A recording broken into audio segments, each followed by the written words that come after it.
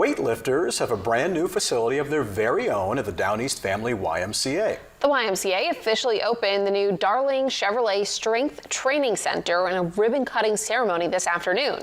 The new 28 by 56 square foot facility features updated equipment to replace what was outdated, as well as new free weight equipment the Y didn't previously have.